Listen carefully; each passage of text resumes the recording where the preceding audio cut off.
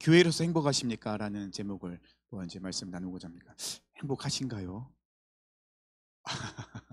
네. 행복이라는 이 개념을 어떻게 잡을까에 따라서 행복할 수도 있고 불행할 수도 있고 뭐 그런 것 같습니다. 지난주 말씀이 좀 기억나세요? 지난주 우리가 이제 교회로서 성도 즉 이 세상에서 거룩한 길을 가는 무리들 사람들이라는 정체성으로 살아가야 된다고 했잖아요. 교회는 꼭 건물을 교회라고 지칭하지 않죠. 이 건물은 뭐 예배당이라고 하고, 이 교회는 구원받은 자들, 주는 그리스도의 살아계신 하나님의 아들입니다라는 신앙을 고백하는 사람들이 모여서 하나님을 예배하는 그 모든 곳이 다 교회라는 개념을 갖고 있죠. 그래서 교회는 한정 뭐 어디에 딱 한정되어 있거나 그렇진 않다는 것입니다. 교회는 움직이기도 하죠. 꼭 건물에만 국한되는 것을 교회다라고 이야기할 수는 없다는 것입니다. 그러면서 이제 우리 하나님께서 주신 우리 하늘의 신령한 복, 그것을 이제 하면서 두 가지를 우선 말씀드렸죠. 첫 번째는 선택과 두 번째는 예정을 대해서 말씀드렸습니다. 자, 선택과 예정. 이 선택과 예정에서 가장 중요한 것은 어떤 관점으로 바라보느냐가 좀 중요하다고 했습니다. 인간적으로 관점으로 선택과 예정을 바라보면 이해가 안 되죠. 도대체 이 하나님은 왜 누구를 선택하고 그 기준이 무엇이고, 하나님이 예정해 놓으셨다는 것은 우리는 그 뭐 로봇처럼 이끄신 대로 그렇게 그냥 가야 되는 것인가? 라는 그런 의구심이 들 수도 있다고 했잖아요. 그래서 이 선택과 예정은 반드시 하나님의 관점으로 바라봐야 되는 것이고요. 선택과 예정에 대해서 이 성경에 이야기하고 있을 때는 항상 그 대상이 누구냐면 그리스도인들이었다는 것입니다. 그리스도인들. 그런 관점으로 이 선택과 예정을 바라보면 조금 더 이해하기 쉽다고 말씀드렸죠. 그래서 이제 지난주에 토기장이 비유를 먼저 말씀드렸죠. 토기장이는 이 진흙으로 그릇을 또는 도자기를, 이 진흙으로 무엇인가를 만드는 사람이기 때문에 이 토기장이는 진흙만 봐도 이 진흙은 사용할 수 있는 진흙인지 사용할 수 없는 진흙인지를, 그릇을 만들 수 있는지 없는지를 알 수 있다고 했습니다. 그럼 이 부분은 하나님의 전지적 예지, 모든 걸 다 알고 있는 전지하신 하나님, 그런 예지에 대한 부분을 말씀드렸고, 그 하나님은 그 진흙을 보면서 이 그릇을 만들 수 있는, 사용할 수 있는 진흙인지 아닌지를 알기 때문에, 그렇다면 하나님께서는 어떻게 합니까? 그릇을 만들 수 있는 진흙을 선택하신다고 했죠. 알고 있기 때문에. 그래서 예지적 선택을 이야기했습니다. 그 말은 뭐죠? 하나님은 우리를 부르셨을 때 우리가 하나님의 부르심 우리가 응답할 것인가 안 할 것인가 하나님은 알고 계시다. 그렇기 때문에 선택이라는 개념을 얘기했습니다. 그래서 예를 들었던 것이 이제 에서와 야곱. 로마서에 보면은 이제 하나님의 에서는 미워했고 야곱은 사랑했다라고 말씀드렸을 때, 그렇다면은 도대체 에서는 왜 미워하고 야곱은 왜 사랑했을까? 똑같은 쌍둥이였는데, 엄마 뱃속에 똑같이 나왔는데, 그렇게 얘기했을 때 하나님께서는 에서는 하나님을 선택하지 않을 것을 알고 있었기 때문에 미워했다라는 단어를 사용했고, 야곱은 하나님이 부르셨을 때 하나님을 선택할 것을 알고 있었기 때문에 사랑하셨다. 근데 여기서 오해는 하지 말라고 말씀드렸습니다. 하나님의 선택과 그 모든 과정 속에서 누가 선택받았는지, 누가 하나님의 부르심에 응답할지는 아무도 몰라요. 하나님만 알고 계세요. 그렇기 때문에 우리는 영혼을 위해서 기도할 때는 포기하지 말고 기도하라는 말씀이죠. 왜냐하면 하나님께서 정말 하나님의 선택을 받은 자라면 언젠가는 반드시 응답하실 것이기 때문에. 근데 이 사람이 선택받았는지 안 받았는지 우리는 몰라요. 그렇기 때문에 끝까지 우리의 사명은 기도하는 거. 그 영혼을 위해서 기도하고 복음을 전하고 그 영혼이 하나님께로 돌아올 때까지 도와주는 역할이 우리의 사명이라고 했습니다. 그럼 예정은 뭐라고 했죠? 이 토기장이가 이 진흙을 딱 잡은 순간 벌써 이 토기장의 머릿속에는 그 진흙을 보고 그릇이 딱 머리에 그려진 거예요. 그렇기 때문에 토기장이는 벌써 이 진흙을 보면서 어떤 그릇을 만들 것인가 예정해 놓았다는 것입니다. 그래서 예지적 예정이라고 말씀을 드렸습니다. 근데 이 토기장이가 이 진흙을 가지고 그릇을 빚을 때는 이 그릇이 이 진흙이 고상하게 가만히 있질 못해요. 이해되십니까? 물레를 이렇게 물레인가요 그거? 이렇게 돌릴 때 이 돌리기 전에 이 토기장이는 이 진흙을 반죽을 하죠. 아주 주물르고 때리고 막 바닥에 내리치면서 진흙이 어떻게 잘 뭉쳐지도록 곱게 이렇게 바뀌도록. 진흙이 거칠면은 그릇을 만들 수가 없잖아요. 그러면 그 진흙이 고와질 때까지 토기장이는 어떻게 합니까? 계속해서 진흙을 반죽을 해야 되는 거예요. 계속해서 바닥에 치기도 하고 물을 묻히기도 하고, 어느 정도 반죽이 되면 그때서야 이제 물에다 올려놓고 돌리면서 이 토기장이가 계획했던, 생각했던, 구상했던 그릇을 만듭니다. 근데 진흙으로서는 안 보이죠. 그 과정 속에서는 도대체 이 토기장이가 나를 어떤 모양으로 어떻게 만들지는 몰라요. 누구만 알고 있어요? 토기장이만 알고 있는 거예요. 우리 인생이 그렇다는 것입니다. 하나님의 섭리도 그렇다는 것이죠. 우리의 관점에서 하나님의 섭리가 안 보여요. 우리는 알 수가 없어요. 하지만 하나님은 벌써 우리를 보고 다 계획하시고 나서 앞장서서 그것을 이끄시면서 만들고 계시다는 것입니다. 그래서 우리 항상 눈에 보이는 것에 따라가는 것이 아니라 눈에 보이지 않은 하나님의 섭리에 순종하며 따라가야 된다라고 말씀드렸습니다. 여기까지가 이제 저희가 지난주에 말씀드렸죠. 그러면 또 한 가지 중요한 것을 말씀드리는 건 자유의지. 하나님 우리를 로봇으로 만들지 않으셨다는 거. 우리를 인격적으로 대우해 주신다는 거. 우리가 무엇인가를 선택할 때 하나님께서 인정해 주세요. 물론 너무나도 엉뚱하게 잘못된 것을 선택할 때는 다시 방향을 잡을 수 있도록 혼내기도 하시고 다독거리기도 하시고, 하나님 직접 끌어다가 앉혀놓기도 하시고, 하나님은 그렇게 하시기도 합니다. 하지만 하나님은 우리를 로봇처럼 대우하지 않으세요. 인격 대 인격으로 대우하시죠. 하나님은 항상 기다리시죠. 우리가 우리의 자유의지를 사용해서 하나님을 선택하고 받아들이고 하나님께 순종하도록 기다리고 계세요. 그래서 이 선택과 예정 그리고 자유의지는 부딪히는 그런 신학적 개념이긴 하지만 하나님의 관점에서 볼 때는 전혀 부딪힘이 없다는 거. 그러니까 우리의 이성으로 그것을 이해하려다 보면은 모든 것이 다 부딪힐 수밖에 없는 부분을 분명히 말씀드렸습니다.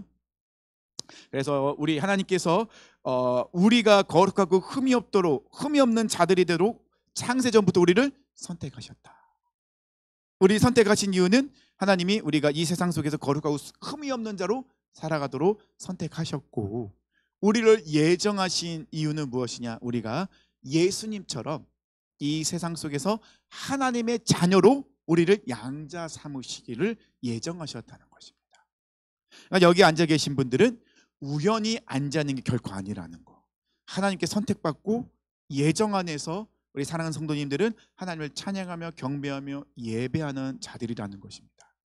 근데 이것을 잘못 이해하면은 구원파가 된다고 했습니다. 한번 구원받고 구원받았으면 무슨 짓을 해도 죄를 지어도 괜찮다라는 구원파의 교리는 잘못됐다 말씀드렸습니다. 구원파는 영이 구원받았으면 어차피 육은 죄 때문에 저주받았기 때문에 어차피 상관없다. 영만 구원받으면 됐다. 그 영이 구원받았기 때문에 육은 무슨 짓을 해도 상관이 없다라는 것이 구원파의 교리인데 잘못된 것입니다. 그것을 선택과 그런 식으로 예정을 접목시키면 안 된다는 것입니다. 거룩하고 흠이 없이 우리는 이 세상을 살아가야 된다는 것은 매 순간순간마다 선택받은 자처럼, 하나님의 자녀가 되는 그 예정하심을 입은 자처럼 우리는 그런 성도로서 거룩한 삶을 순간순간마다 살아내야 된다는 것입니다. 그러니까 지난주에 이어서 오늘은 이제 신령한 복 중에서 세 번째입니다. 세 번째인데 무엇이냐면 구속과 속량입니다. 이 구속과 속량의 뜻 무엇인지 아시죠? 7절부터 이제 말씀이 나오는데요. 우리는 하나님이 사랑하시는 아들 안에서 하나님의 풍성하신 은혜를 따라서 그분의 피로 구속 곧 죄의 용서를 받게 되었습니다. 제가 표준세법으로 읽어드린 겁니다. 그리스도 안에서 미리 세우신 하나님이 기뻐하시는 뜻을 따라 하나님의 신비한 뜻을 우리에게 알려주셨습니다. 하나님의 경륜의 때가 차면 하늘과 땅에 있는 모든 것을 그리스도 안에서 그분을 머리로 하여 통일시키는 것입니다. 모든 것을 자기 뜻대로 뜻하시는 대로 행하시는 하나님께서 자기의 계획을 따라 예정하셔서 그리스도 안에서 우리를 상속자로 삼으셨습니다. 그것은 그리스도께 맨 먼저 소망을 둔 우리로 하여금 하나님의 영광을 찬미하게 하려는 것입니다. 여러분도 그리스도 안에서 진리의 말씀, 곧 여러분을 구원하는 복음을 듣고 그리스도를 믿음으로 약속하신 성령의 인치심을 받았습니다. 이 성령은 우리의 약속의 담보이어서 우리로 하여금 구속을 받아 하나님의 영광을 찬미하게 합니다. 그래서 이제 구속 속량에 대한 부분들이 나오게 되거든요. 구속과 속량의 이 뜻은 무엇이냐면요, 몸값을 지불하고 노예를 해방시키는 거예요. 노예가 해방되기 위해서는, 자유인이 되기 위해서는 그 노예의 몸값을 지불해야 돼요. 우리는 죄의 노예였어요. 아담과 하와가 죄를 지은 이후로 그 원죄는 계속 우리에게 물려오죠. 우리는 의도치 않게, 우리는 태어나서부터 죄의 노예로 태어나요. 그럼 노예에서 자유인이 되기 위해서 구속, 속량을 받기 위해서는 대가 지불을 해야 되거든요. 노예에 대한 그 몸값을 지불해야 되거든요. 근데 우리는 그냥 단순한 노예가 아니잖아요. 우리는 무엇의 노예였다고요? 죄의 노예. 근데 아담이, 하와가 죄를 지었을 때 이 죄에 대한 개념, 이 무엇이냐면 죽음이에요. 죽음. 하나님이 아담에게 명령하시죠. 말씀하시죠. 금하시죠. 너는 동산에 있는 모든 그 실과는 다 따먹어도 되는데 단 하나만 먹지 마라. 뭐죠? 동산 중앙에 있는 선악을 알게 하는 나무의 실과는 먹지 마라. 그것을 먹으면 죽는다. 죄는 생명, 죽음과 연관성이 있습니다. 그렇죠? 그 죄의 노예는 무엇이 없는 사람이죠? 예, 생명이 없는 사람이에요. 죽어 있는 사람이에요. 그러면 이 죄의 노예, 죽어 있는 사람이 자유인이 되기 위해서 대가를 지불하려면, 몸값을 지불하려면 무엇을 지급해야 돼요? 죽어 있기 때문에 생명을 지불해야 돼요. 근데 문제는 우리는 생명을 지불할 수가 없어요. 왜냐? 우리는 벌써 태어날 때부터 죽어서 태어났기 때문에.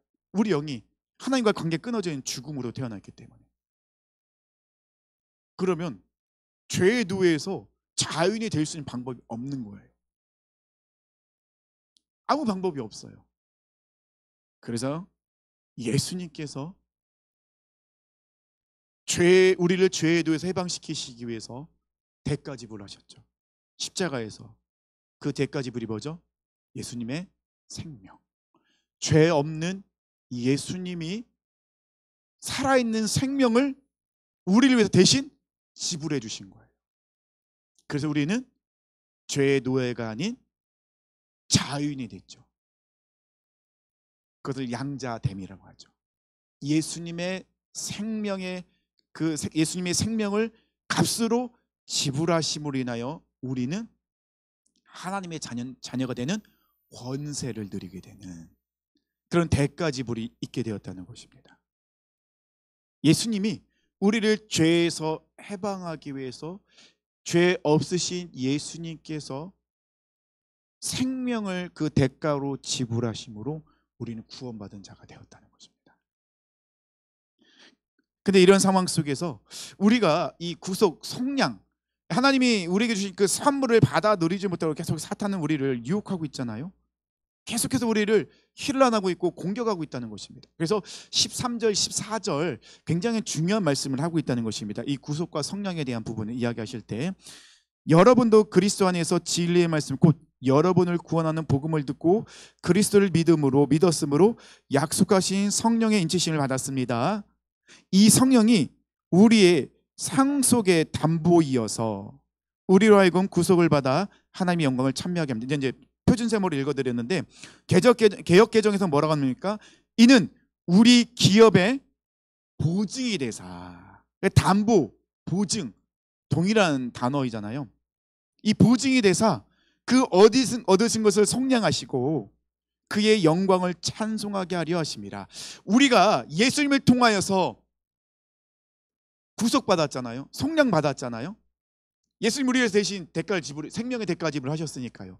그런데 사탄은 계속해서 우리를 그 예수님의 생명으로 속량받은 그거를 깨닫지 못하도록, 인정하지 못하도록 계속 우리를 공격하고 있는데, 그래서 하나님께서 우리에게 확증을 주셨다는 거예요. 그게 뭐냐면 보혜사 성령님께서 우리를 위해서 직접 보증이 되어 주셨다는 거예요.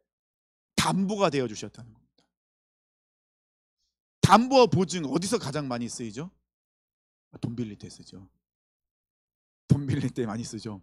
그래서 은행 가서 돈을 빌리려면 뭐 신용이 좋은 사람도 있지만 담보를 요청하잖아요. 그래서 뭐 나에게 담보가 있거나 아니면 보증인을 세우라고 하잖아요. 옛날에 그래서 얼마나 보증 때문에 많은 우리 아버지 세대가 사기를 당하고 보증 때문에 쫄딱 망하고 가족이 몰락하고 이런 일이 얼마나 많았습니까? 보증을 세우기 때문에. 보증을 세우면은 이 보증 쓴 사람이 어떻게 다 책임을 지는 거예요. 그러면 보증은 어떤 사람을 세우겠습니까? 내가 믿을 만한 사람, 그 일을 감당할 수 있는 사람을 세운다는 거예요. 그래서 보증을 세울 때는, 담보를 잡을 때는요, 돈이 많거나 아니면 뭐 비싼 건물을 갖고 있거나 아니면 힘 있는 사람이 보증을 쓰고 담보가 되어주면 어떻게 됩니까? 신용이 올라가기 때문에 원하는 대로 얻을 수 있어요. 하지만 돈이 하나도 없어요. 가진 것 하나 없어요. 그러면 이 보증인이 될 수 있나요? 보증인이 안 되죠. 그 사람이 뭘 믿고 그 보증을 설 수 있겠습니까? 근데 오늘 성경에서는 뭐라고 얘기했습니까? 우리의 구원을, 우리가 구원받은 우리를 위해서 하나님께서 확증을 해주셨는데, 그 확증을 세우신 그게 무엇이냐면 성령님이 우리를 대신해서 보증이 되어 주셨다는 거예요. 하나님이 이렇게까지 하실 필요가 있을까라는 생각이 들어요. 하나님은, 성부 하나님은요, 구원을 베푸세요. 성자 예수님은요, 생명을 주심으로 구원을 이루세요. 근데 성령 하나님은요, 그 구원의 보증이 되어주세요.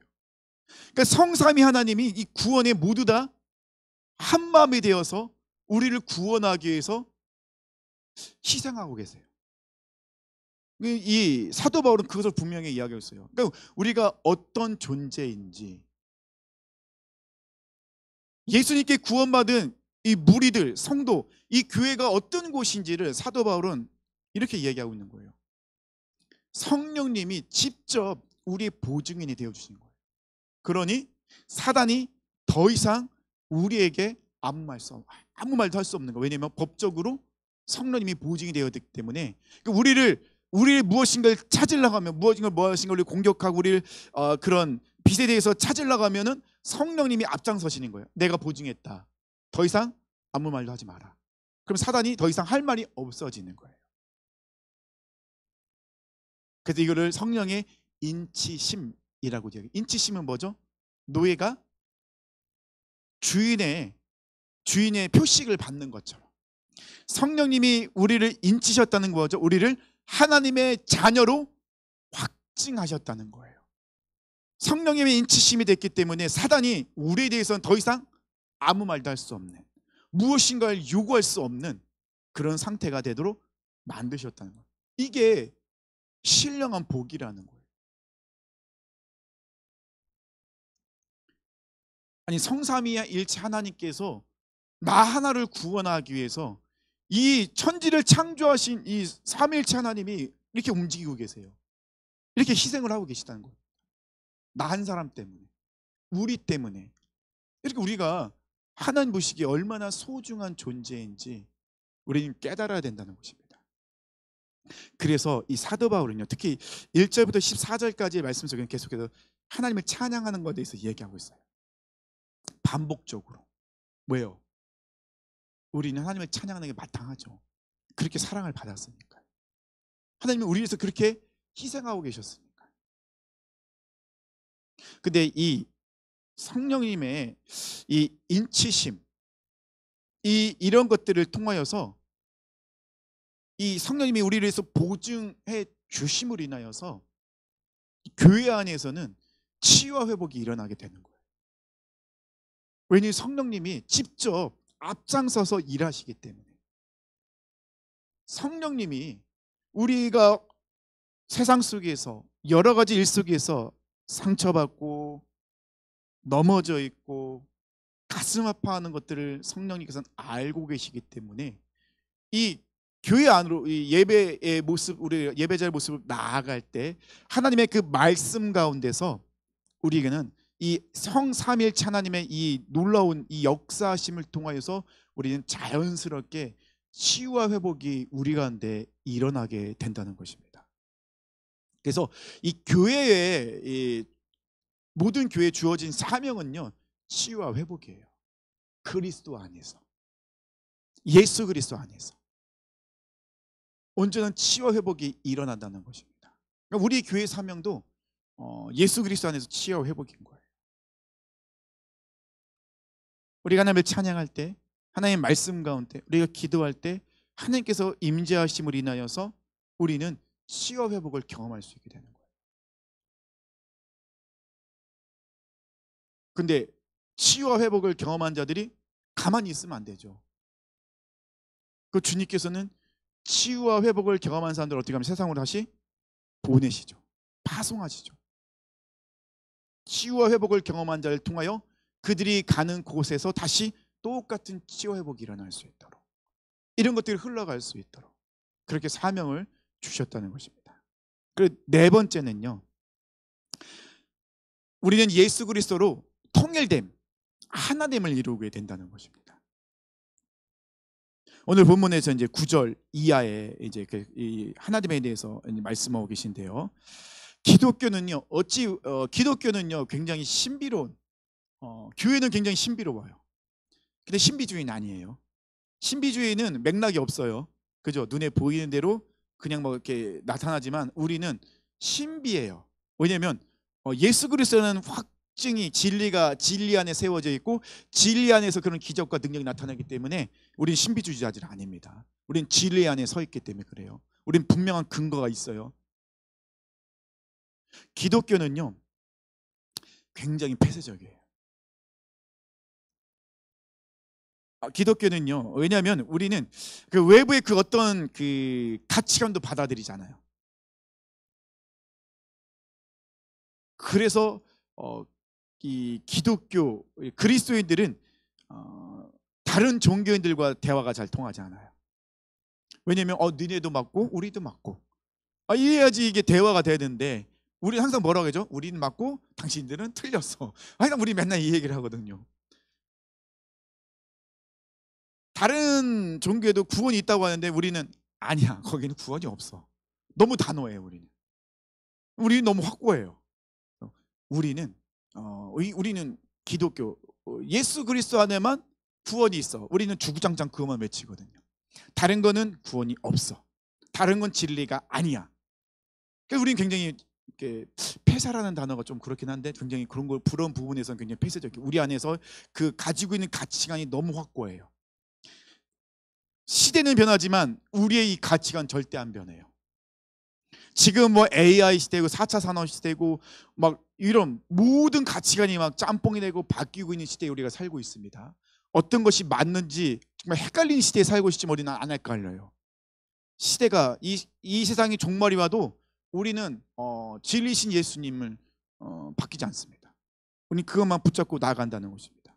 다른 종교의 구원관 우리는 받아들일 수 없어요.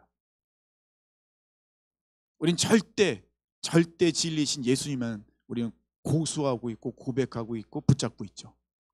진리라는 것은 변하지 않는 거예요. 태초부터 마지막까지 변하지 않는 게 진리예요. 그런데 태초부터 마지막까지 변하지 않는 분은 딱 한 분밖에 없죠. 진리신 예수 그리스도. 내가 곧 길이요 진리요 생명이니 나로 말미암아 거는 아버지께로 올 자가 없느니라. 예수님께서 말씀하셨잖아요. 그래서 우리는 너무나 강력하게 다른 종교에는 구원이 없다, 다른 곳에는 진리가 없다, 우리는 그렇게 외치죠. 많은 철학자들은 지금도 인간이 어디서 왔고 어디로 가는지, 죽음 위에는 어떤 것이 있는지를 찾으려고 노력을 하죠. 과학적으로 증명하려고 합니다. 근데 우리는 그걸 증명할 필요가 없어요. 왜냐하면 성경에는 다 기록되어 있으니까. 그냥 고민할 필요가 없어요. 머리 아플 필요가 없고. 철학 공부해보면 진짜 머리 아파요. 맨날 말장난 같아요. 이 말이 그 말 같고 그 말이 그 말 같고, 말을 뒤집어서 이야기하는 거 같고. 알고 보면 별거 아니거든요. 근데 굉장히 꼬고 꼬고 또 꼬아요, 철학은. 근데 진리는 그렇게 복잡하지 않거든요. 단순하고 간단해요. 그래서 정말 우리는 진리적인 부분에 굉장히 폐쇄적이에요. 그 어떤 것과 섞이지 않아요. 단호합니다. 받아들이지 않습니다. 그런데 진리 이외의 것에서는 우리는 다양성을 인정해요. 교회는 굉장히 다양한 분들이 모여 계세요. 정말 다양한 분. 모든 게 다 다르잖아요. 근데 우리에겐 되게 비슷한 것 같아요. 다들 너무 조용하세요. 다 숨기고 계신 건 아니죠? 막 이게 그게 숨기고 있는, 제가 충격 받을까봐 막 이렇게 숨기고 이런 건 아니시죠? 교회는 굉장한 다양성을 또 인정해줘요. 본질에 대해서는 절대 건들 수는 없지만 비본질적인 것에 대해서는 굉장히 용납하고 인정하는 부분이 또 교회이기도 해요. 왜냐하면 예수님이 그러셨거든요. 예수님은요, 이 세상에 있는 그 모든 걸 다 받아주셨어요. 피부색이 어떤 색깔이든 상관없어요. 예수님은 남자든 여자든 어린아이든 노인이든 상관없습니다.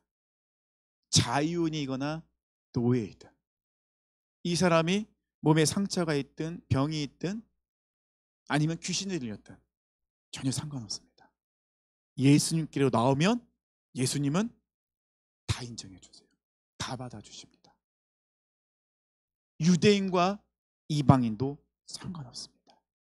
심지어는 예수님은 죄인까지도 받아주세요. 그래서 바리새인들과 사두개인 예수님 뭐라고 하죠? 저는 죄인의 친구다. 율법적으로 말이 안 되는 거거든요. 근데 예수님은 상관없어요. 예수님 누구든지 예수께로 나오기만 하면 다 받아주십니다. 다 용납해 주십니다. 예수님은요, 못 받아줄 사람도 없고 우리 예수님은 용납 안 될 사람도 없어요. 그 누구에게도 선입관이 없으시고 정죄함이 없으신 분이 예수님이세요. 그래서 교회는 신기하게도 하나가 될 수 있어요. 그 다양한 사람들이 모여 있는데 하나가 될 수가 있어요. 이게 굉장히 신비로웠다는 것입니다. 우리 멀리 찾을 필요 없잖아요. 우리 정치인들만 보세요. 각자가 가지고 있는 생각 때문에 정치인들이 하나가 될 수가 없어요. 자기 생각만이 주구장창 옳은 거거든요. 아무리 얘기해도 그 철도의 그 철로처럼 절대로 좁혀지지가 않아요. 하나가 될 수가 없는 부분이 많아요. 근데 교회는요, 그 다양한 사람들이 모여 있지만 하나가 될 수 있어요. 교회가 하나가 될 수 있는 것은 오늘 본문에 나와 있는 대로 예수 그리스도 때문에 그 모든 것이 가능하다는 것입니다. 9절과 10절 말씀 보니까요, 그리스도 안에서 미리 세우신 하나님이 기뻐하신 뜻을 따라 하나님의 신비한 뜻을 우리에게 알려주셨습니다. 하나님의 경륜은 때가 차면 하늘과 땅에 있는 모든 것을 그리스도 안에서 그분의 머리로 하여 통일시키는 것입니다. 그리스도 안에서 통일되게 하려 하심이라 라고 말씀하고 있다는 것입니다. 사도 바울이 하나님의 신비를 우리에게 알려준다고 말씀하고 있습니다. 그 신비는 뭐냐면요, 우리가 그리스도 예수 안에서 놀랍게도 신분과 지혜와 또 이 성과 이 피부 색깔과 이런 건 전혀 상관없이 정말 놀랍게도 그 어떤 부딪힘도 없이 하나가 될 수 있다는 거예요. 그럼 사도 바울이 이 비밀을 어떻게 알았을까라고 했을 때 8절 말씀입니까? 이는 그가 모든 지혜와 총명을 우리에게 넘치게 하사, 성령님이 주시는 지혜를 통하여서 이것이 깨달아진 거예요. 예를 들면은 이렇게 되면 정말 굉장히 물질이 빠져 있는 사람처럼 느껴지는데, 투자에 대한 뭔가 정보를 알고 계세요. 확실해요. 그럼 이 정보를 누구에게 알려주시겠습니까? 옆집 아저씨한테 알려줄까요? 알려주면 안 되죠. 큰일 나죠. 저분이 알고 되면 내가 가져야 될 돈이 없어지는데 누구에게 알려주시겠습니까?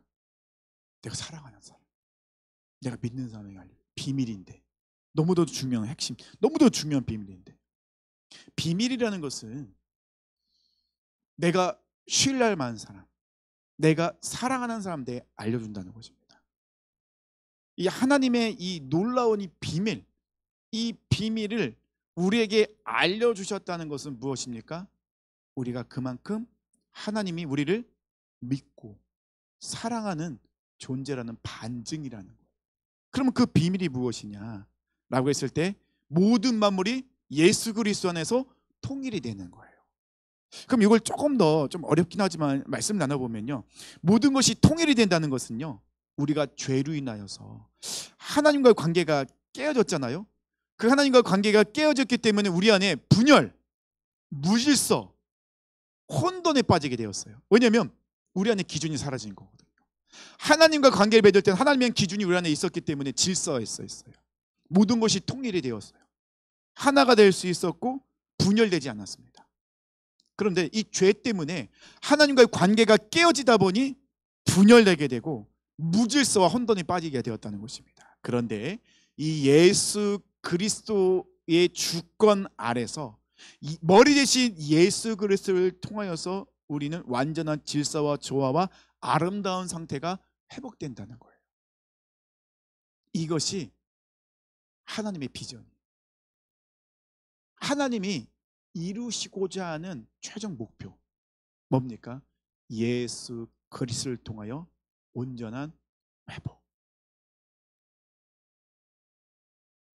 모든 만물의 구원. 이것이 바로 하나님의 비전. 예수 그리스도를 통하여서 이루시는데 그 시작을 어디서 시작한 거고요? 교회에서. 교회에서부터 시작됩니다.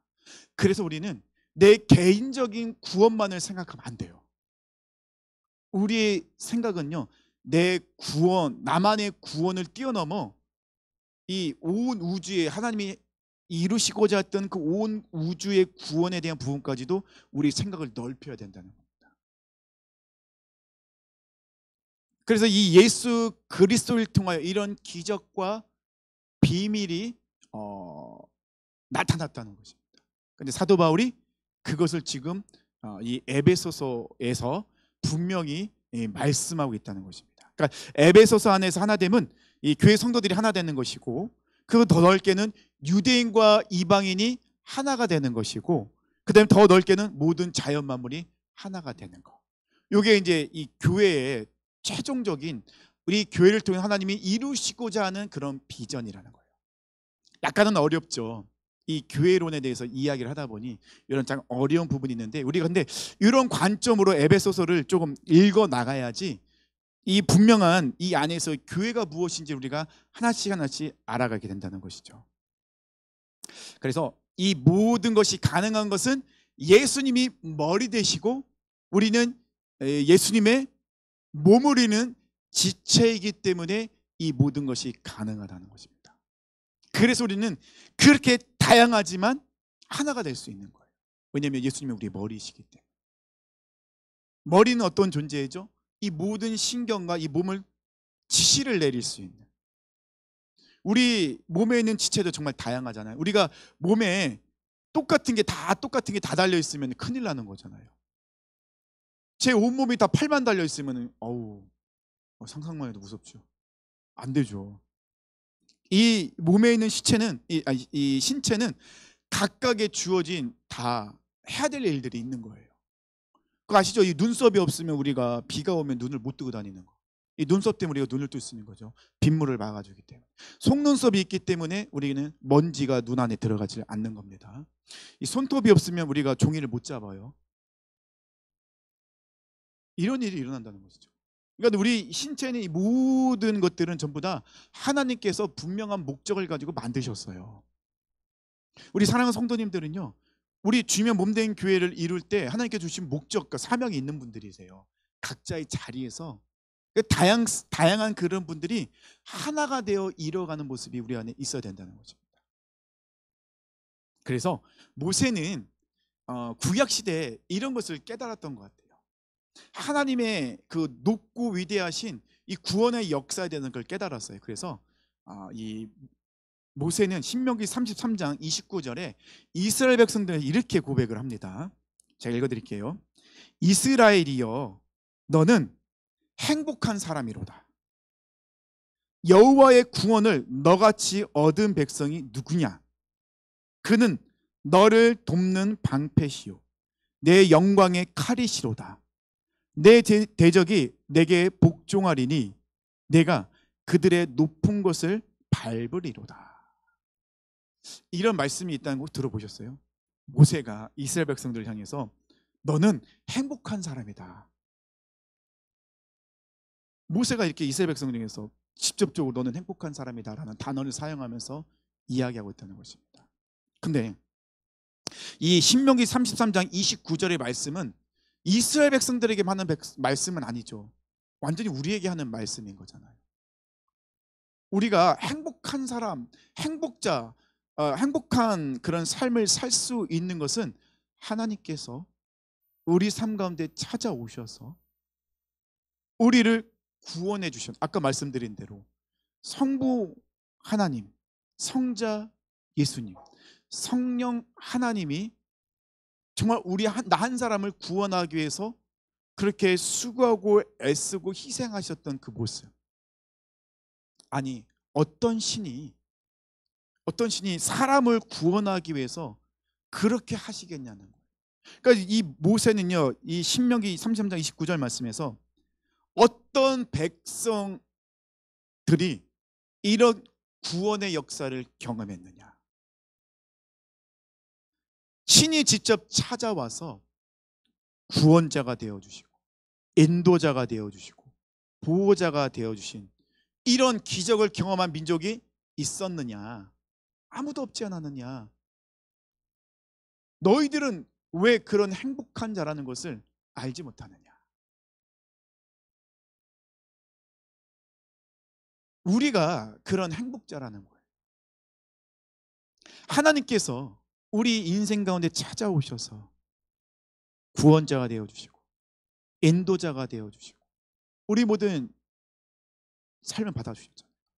우리를 친히 하나님의 자녀로 예정해 주시고 성도로서 선택해 주시고 이 세상 속에서 그런 삶을 살아갈 수 있도록 역사해 주신 분이 바로 하나님이시잖아요. 그 어떤 차별도 없이 어떤 선입관도 없이 다 받아주시는. 근데 우리가 이 교회 안에서 하나 되지 못하는 경우도 참 많이 있는 것 같아요. 굉장히 내 주장만을 하다 보면, 내 생각이 옳다고만 이야기하다 보면 결국에는 그 하나됨이 깨질 때가 참 많거든요. 그래서 우리는 누군가에게 무슨 이야기를, 의견을 들었을 때는 참 지혜롭게 깊게 생각을 해야 되는 거예요. 교회는 그래서 이 폐쇄적인 부분과 다양성이 공존하는, 본질에 대해서는 절대로 용납할 수 없지만 비본질적인 부분에서는 자유함을 누릴 수 있는. 근데 이 비본질적인 것이 본질을 훼손하려고 하면 그건 또 우리가 인정할 수는 없죠. 이해되시죠?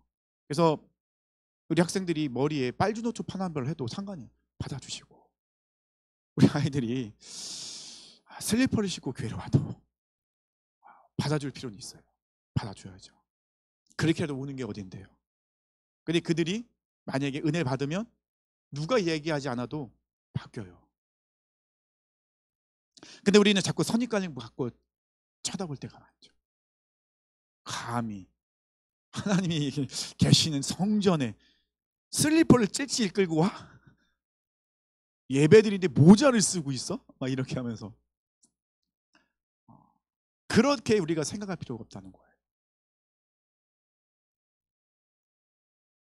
도대체 그건 누가 만든 걸까요? 하나님은 말씀하신 적이 없는데. 그런 비본질적인 것에서는 우리는 자유함을 누려야 돼요. 충분한 이유가 있으니까 그렇게 오신 거잖아요. 그분의 사정도 알지도 못하면서 함부로 이야기하면 안 된다는 거예요. 그러기 때문에 상처받게 되고, 그러기 때문에 아픔을 당하기도 하고, 그것 때문에 결국은 교회를 떠나게 되는, 그런 일들이 우리 안에 얼마나 많이 일어나고 있어요. 예수님은 다 받아주셨는데, 근데 우리는 왜 못 받아주나는 거예요? 받아줘야죠. 그것이 하나님이 우리 교회를 향해서 품고 계신 너무도 분명하신 비전인데, 교회는 그 비전을 이루는 것이 교회의 사명인데, 우리는 그것을 너무나도 받아들이지 못하고 인정하지 못할 때가 참 많았다는 것입니다. 네, 말씀을 이제 정리하도록 하겠습니다. 오늘 좀 말씀 좀 어렵긴 했었죠. 약간은 이제 신학적인 부분도 좀 들어가고 해서 좀 어렵고 좀 그런 부분이 있었을 것 같아요. 근데 우리 한 번쯤은 반드시 짚고 넘어가고 생각해야 될 부분이 있기 때문에 말씀드리는 부분입니다. 교회는 하나님께서 이 세상 가운데서 하나님의 나라, 하나님의 통치하신 그 공동체가 무엇인지를 보여주길 원하세요. 이 교회를 통해서. 그렇기 때문에 이 교회는 예수 그리스도의 진리에 대해서는 타협할 수 없지만 그 이외의 것에 대해서는 우리는 포용할 수 있는, 받아들일 수 있는, 정지하거나 판단하지 않고 받아들일 수 있는 넉넉함이 우리 안에 필요하다는 것입니다. 항상 무슨 일이 일어났을 때는 항상 우리는 상대방의 입장에서 왜 저럴 수밖에 없었을까라는 생각을 해야 된다는 것입니다. 왜냐하면 예수님이 그러셨거든요. 예수님이 그렇게 우리를 받아주셨거든요. 예수님이 우리를 그렇게 받아주시지 않았다면 우리는 이곳에 설 수 없어요. 그래서 저는 가끔 예배 드릴 때 티셔츠를 입어보고 싶다는 생각을 하는데 아직은 용기를 못 내고 있어요. 좀 아직 무서워요. 좀 아직은 안 될 것 같아서.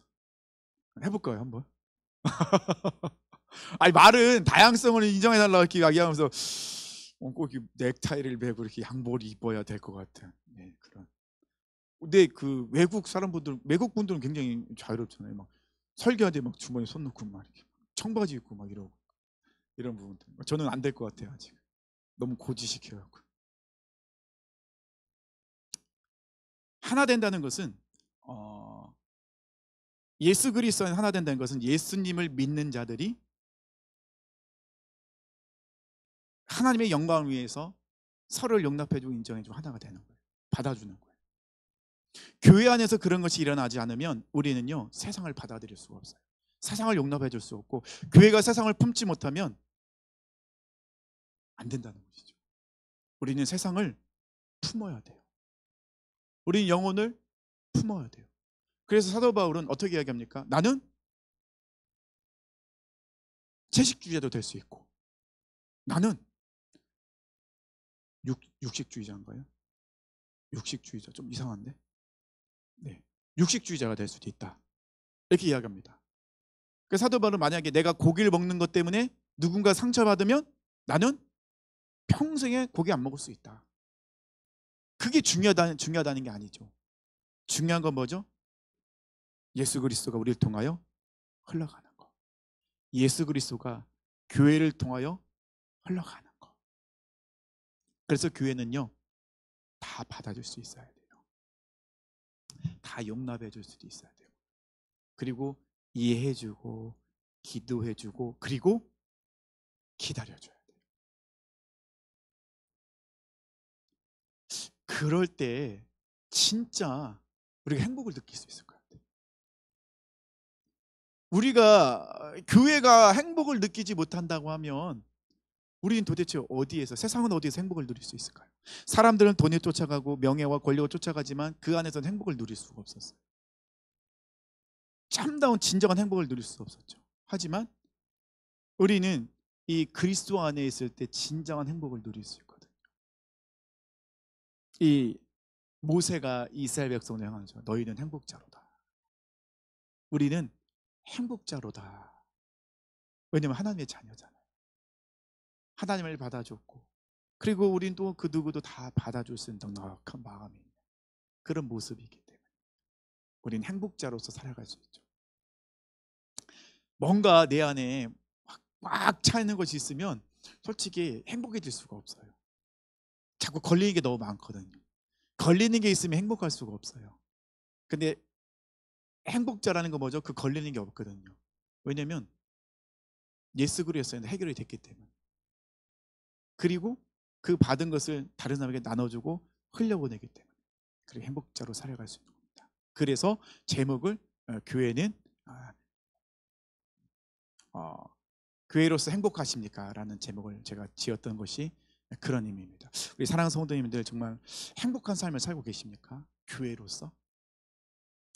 우리 안에 자꾸 뭔가 걸리는 게 있어서 그것 때문에 막 불편하고 막 어렵고 힘들고 막 짜증나고 막 그러고 있지는 않습니까? 하나님 원하시는 삶은 아니거든요. 하나님 원하시는 삶은 절대 그게 아니잖아요. 그래서 이 사도 바울이 신령한 비밀을 우리에게 알려줄 것인데 그리스도 안에서 우리는 하나 될 수 있어. 하나가 돼야 돼. 그 하나됨을 통하여 우리는 이 세상에서 진정한 행복이 무엇인지를 알 수 있고 살아갈 수 있다라고 말씀하고 있다는 것입니다.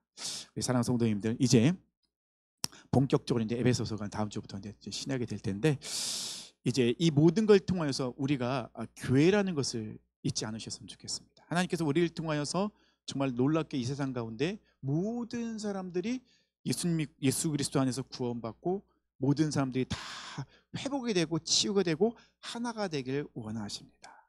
우리를 통해서 그런 일을 하길 원하세요. 그리고 우리가 그런 삶을 이 세상 속에 살아갈 때 진정한 행복자로서 살아가길 원하시는 것이 하나님의 마음이라는 것을 깨달으시고 우리의 모습 속에서 우리가 정말 자유함과 이런 것을 누렸으면 좋겠습니다. 조만간 저도 한번 티셔츠 한번 입고 예배를 한번 인도해 보겠습니다. 우리 함께 행복이라는 찬양을 한번 함께 하길 원합니다.